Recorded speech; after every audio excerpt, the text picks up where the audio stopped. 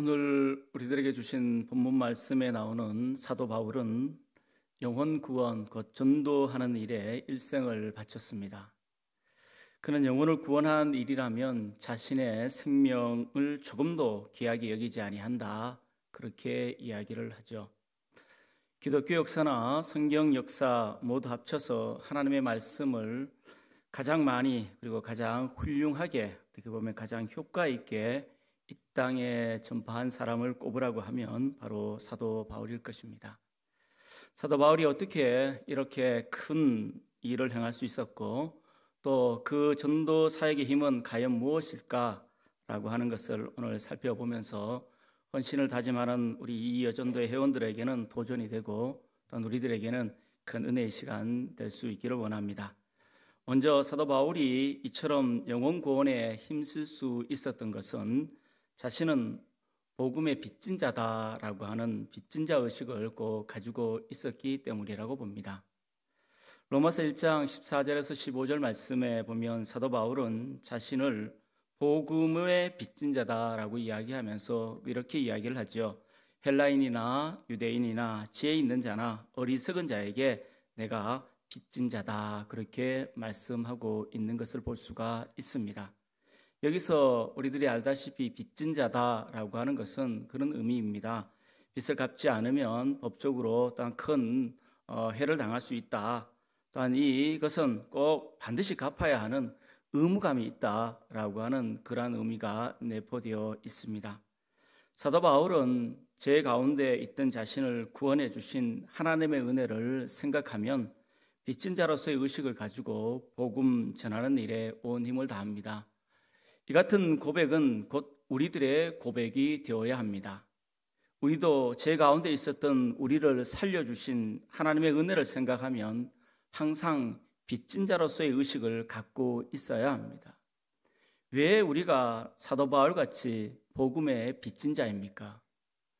그것은 죄가 없으신 예수님께서 우리의 죄를 위하여서 십자가에 죽으심으로 대속해 주셨기 때문입니다. 우리에 대한 자기의 사랑을 확정하셨기 때문입니다. 십자가로. 그러므로 모든 성도가 이 복음을 전하지 않으면 그 빚을 갚을 길이 없다라고 하는 것이죠. 세상 속에서도 빚을 갚지 않으면 마음이 답답하고 우울하지 않습니까? 작은 빚 얼마라도 그런 모습들이 있습니다. 빚 갚으라고 하는 채권자의 독촉을 이렇게 받을 수밖에 없는 그러한 모습을 보게 됩니다. 그럴 때마다 심장이 들렁두근하는 그러한 모습들이 있습니다. 그래서 사도 바울은 복음에 대하여 40에 한 대를 감하는 매를 5번이나 태장을 3번이나 또한 강야의 위험도, 자지 못하고 굶주림의 위험도, 기타 등등 모든 위험이 있었음에도 불구하고 자신이 할 수 있는 한 그 복음 전하는 일에 온 힘을 다하는 것을 볼 수가 있습니다. 또한 성령님께서 예루살렘으로 가지 말라라고 하는 그런 말씀이 있음에도 불구하고 하나님의 은혜의 복음 증거하는 일에는 내가 최선을, 나의 생명조차도 아깝지 않다라고 하는 마음으로 예루살렘으로 향하여 담대하게 복음을 전하는 그러한 모습을 또한 우리들에게 보여줍니다. 이처럼 사도 바울은 복음의 빚진 자로서의 오직 영혼 구원을 위해서 마음을 다하고 뜻을 다한 그러한 모습을 삶을 살았던 사람입니다. 이에 비해서 우리들의 모습은 어떻습니까? 과연 사도 바울처럼 그렇게는 살 수 없다 할지라도 복음 전함에 있어 제한이 없는 이때를 살아가고 있는 우리들에게 얼마나 그러한 갈급함이, 얼마나 복음에 대한 확신이 우리들에게 있는가라고 하는 생각을 해보게 됩니다. 성도라면 마땅히 평생 복음을 전함으로 예수님께 빚을 갚는 그러한 모습으로 또한 살아야 될 줄로 생각을 해봅니다. 다른 사람을 위해서 기도하는 일, 또한 그리스도의 심장을 가지고 병든 자들, 또한 가난한 자들을 구제하는 일, 다 어떻게 보면 빚을 갚는 그러한 모습일 수도 있지만 가장 확실하고 중요한 것은 복음, 나를 위해서 돌아가신 예수 그리스도를 향한 그 사랑과 그 십자가의 복음을 말로서 행동으로 보여주는 그것들이 우리들에게 주어진 가장 중요한 사역이다라고 하는 사실이죠. 또 하나 사도 바울이 영혼 구원을 위해서 힘쓸 수 있었던, 영혼 구원을 위해서 애썼던 것은 부득불할 일이다라고 하는 그러한 생각 때문이었다라고 오늘 16절 말씀에서 우리들에게 이야기해 주는 것을 보게 됩니다. 내가 복음을 전할지라도 자랑할 것이 없으면 내가 부득불할 일임이다 라고 이야기를 합니다. 부득불하지 않으면 안 되는, 반드시 해야 되는 그러한 일이다 라고 하는 사실입니다. 이 말은 구원받은 성도라면 복음 전파하는 일을 해도 되고 안 해도 되는 그런 선택사항이 아니다라고 하는 그런 말입니다. 성도로서 반드시 해야 할, 피할 수 없는 의무와 같은 그러한 모습이죠. 내가 받은 은혜가 있고 나에게 주어진 그 사랑이 있으니 그 사랑을 누군가에게 전해야 될 그러한 일들이 우리에게 주어져 있는 것입니다. 성경 어디를 보아도 영혼 구원을 위해서, 아니 전도함에 있어서는 항상 명령형으로 이야기하는 것을 참 많이 보게 됩니다. 모든 부분이 다 그렇다라고 볼 수가 있죠. 마태복음에서도, 또한 마가복음에서도, 누가복음에서도, 요한복음에서도, 사도행전에서도 동일한 모습으로 우리에게 명령형으로 항상 이야기를 하고 있습니다. 전하다라고, 전파하라라고, 어디를 가든지 또한 증인 되라라고 하는 그러한 말씀으로 우리들에게 확신하게 그렇게 말씀하고 있는 것을 보게 됩니다. 이처럼 영혼 구원은 예수님이 가장 중요한 명령으로, 우리 주님이 명령에 순종하여 반드시 전해야 될 그러한 사명이다라고 우리들에게 말씀하시는 것입니다.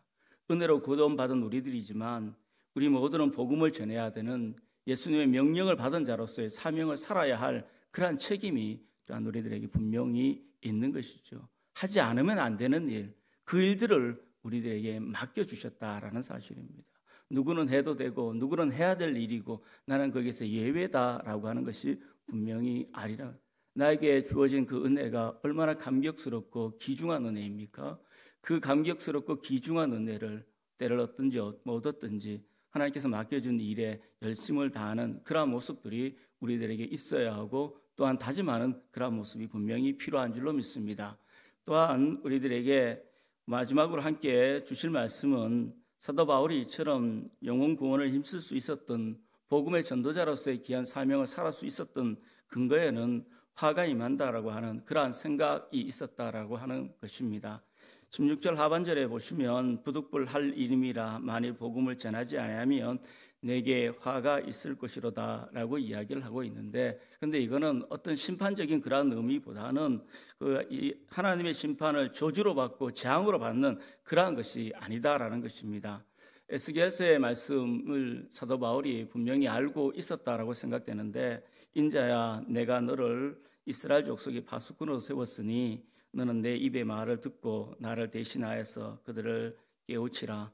가령 내가 악인에게 말하기를 너는 꼭 죽으리라고 할 때에 내가 깨우치지 아니하거나 말을 악한 이에게 그 악을 떠나 생명을 구하지 아니하면 그 악인은 죄악 중에서 정말로 죽겠지만 내가 그 핏값은 너의 손에서 받겠다, 그렇게 말씀하고 있는 것을 또한 우리들 기억합니다. 우리는 생명을 구하는 아름다운 소식을 세상 사람들에게 전해야 됩니다. 그렇지 않으면 어떻게 보면 우리들에게 큰 화가 있습니다. 그 화라고 하는 것은 축복받은 성도들이 혼자만의 것으로 소유하고 또한 감추고자 하면 하나님께서 얼마나 실망스러워 하시겠습니까? 내가 너에게 큰 축복도 주고 은혜도 주고 감격스럽게 살아갈 수 있는 힘을 주셨는데 그래서 나의 것으로만 간직하고만 있고 다른 사람이 아무것도 영향을 주지 않는다면 주어진 분이 얼마나 실망스러운 그런 모습이 있을까라고 하는 것이죠. 그러나 여기서 제가 말하는 이 화를 당하게 된다라고 하는 그런 의미는 하나님께서 예비하신 복된 상을 바라보고 하나님 앞에 충성하는 믿음으로 살아야 한다라고 하는 것을 이야기를 합니다. 화가 무서워서, 어떤 책망이 무서워서 전도한다, 그런 의미가 아니에요. 오히려 그 반대편에 있는 영혼 구원을 함으로 통하여서 하나님께 주실 큰 복이 있는데 그 복을 누려야 된다라고 하는 그러한 의미로 저는 받아들입니다.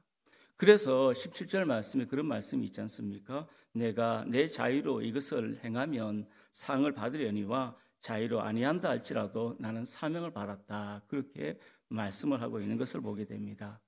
이 말씀을 보면 사도 바울은 누구든지 자발적으로 기쁘게 복음을 전하면 하나님께서 상을 베풀어 주신다라고 하는 것으로 또한 받아볼 수가 있겠죠. 예수님께서도 동일한 말씀을 우리들에게 해주십니다. 내가 진실로 너에게 이르노니 나와 복음을 위하여 집이나 또한 형제나 자매나 또한 어머니나 아버지나 자식이나 전토를 버리면 현세에서 집과 형제와 자매와 어머니와 자식과 전토를 100배나 받되 또한 내세에도 영생을 받지 못할 자가 없다, 그렇게 말씀하고 있는 것을 보지 않습니까? 복음을 위해서 사는 사람은 핍박을 당하지만 이 땅에서 또한 하나님께서 베푸시는 큰 복이 우리들에게 분명히 있는 것입니다. 초대교회의 부흥의 역사는 성령 받은 제자들이 나아가서 복음을 전함으로 일어났다라고 생각을 합니다. 교회가 놀랍게 부흥하는 역사가 일어났던 것은 누군가가 무엇인가를 행동을 했기 때문에 일어난 것이다 라고 하는 것입니다. 하루에도 3,000명씩 5,000명씩 돌아와서 회개하는 역사는 누군가가 무엇을 그 일을 했기 때문에 일어나는 일이지요. 초대교회에서 주께서 날마다 구원하는 자를 다하고 더 크게 하셨던 것은, 부흥의 역사가 일어났던 것은 그 일을 맡은 자가, 먼저 받은 자가 그 일에 대해서 충성하며 감당했기 때문에 일어나는 역사였습니다. 우리 교회가 부흥하기를 원합니다. 그리하여서 하나님 나라가 확장되는 일에 귀하게 쓰임받는 귀한 도구 되기를 원합니다. 또한 더 많은 사람들을 구원을 살려내는 구원의 방주가 되기를 원합니다. 세계를 가슴에 품고 세계의 귀한 선교사님들과 선교 현장에 우리들의 마음과 뜻이 함께 갈 수 있는 귀한 교회 되기를 원합니다. 이런 전도의 열정이 정말 우리 교회에서 먼저 일어나고, 그래서 지금은 어떻게 보면 변방에 있는 교회이지만 그럼에도 불구하고 부흥의 역사가 이곳에서부터 활발 일어나서 귀한 영향력을 끼칠 수 있는 좋은 교회로서의 역할들을 우리가 감당할 수 있기를 원합니다. 올 한 해 영혼을 구원하는 일에 정말 힘쓰는 귀한 우리 이 여전도 회원 한 명 한 명 될 수 있기를 간절히 축복하고, 아울러 우리 모든 이 여전도 회를 통하여서 우리 교회의 부흥이 아름답게 일어나는 귀한 헌신이 있는 아름다운 삶을 살아가시기를 간절히 축복합니다. 기도하겠습니다. 거룩하신 하나님, 이 자리에 주님의 귀한 말씀으로 감격하여 또한 하나님의 귀한 나라 확장을 위하여 아름답게 헌신을 다짐하는 이 여전대 회원들이 있습니다. 또한 우리 동교회 성도님들이 있습니다. 우리들의 마음속에 복음의 귀한 열정이 있게 하시고 그 복음을 전하는 일에 담대함이 있는 삶을 우리 모두가 살아갈 수 있도록 하나님께서 주신 귀한 복을 마음껏 누리면서 또한 전파함에 부족함이 없는 우리 모두의 삶이 되도록 주님 도우시는 은혜로 함께하여 주시옵소서. 감사드리며 예수님의 이름으로 기도드리옵나이다. 아멘.